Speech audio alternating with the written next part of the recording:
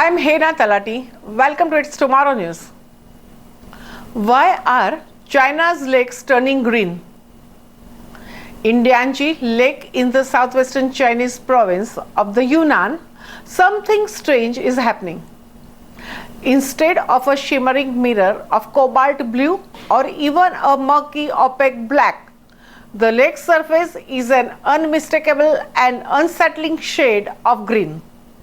Like many Chinese bodies of the water, the lake has been subject to eutrophication, a process during which the water turns green thanks to an influx of the agricultural runoff and, above all, animal waste.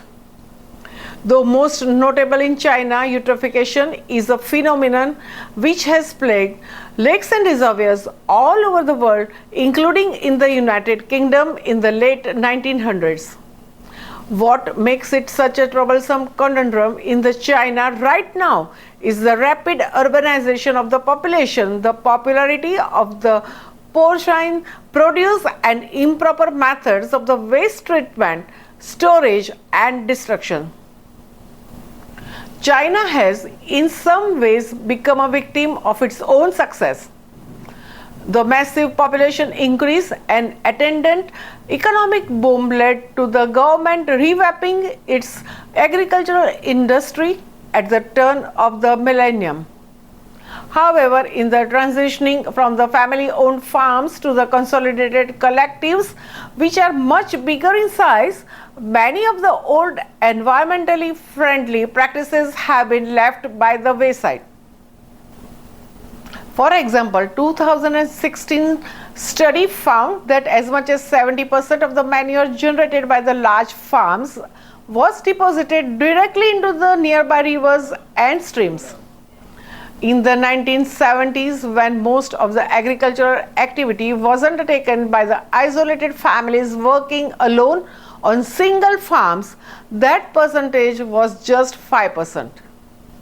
These newer, larger farms don't often bother with the expensive and time-consuming process of converting manure into the digestate, which can be used as organic fertilizer even if they have the machinery on site. That's because it hasn't been made compulsory by the government and can often entail higher costs than the fertilizer itself recoups at market.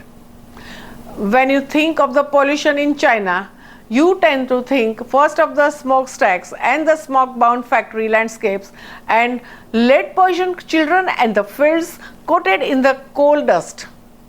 They all exist, of course. But a Chinese government report published Tuesday points out a little-known fact. Nearly half of the pollutants that poison China's waterways come from the farms. Agriculture, in one form or another, is to blame for the 43% of the China's chemical oxygen demand or COD, a commonly used measurement for the waste pollution according to the new census of the pollution sources. Every now and again, they become visible when a lake turns vivid green or bright blue, for example, because the nitrogen runoff from the fields has fed algae that bloom extravagantly.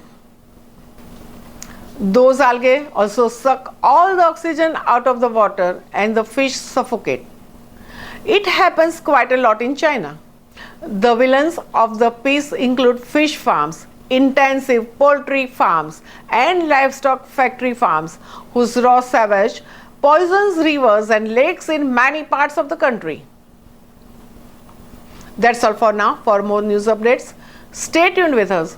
It's Tomorrow News.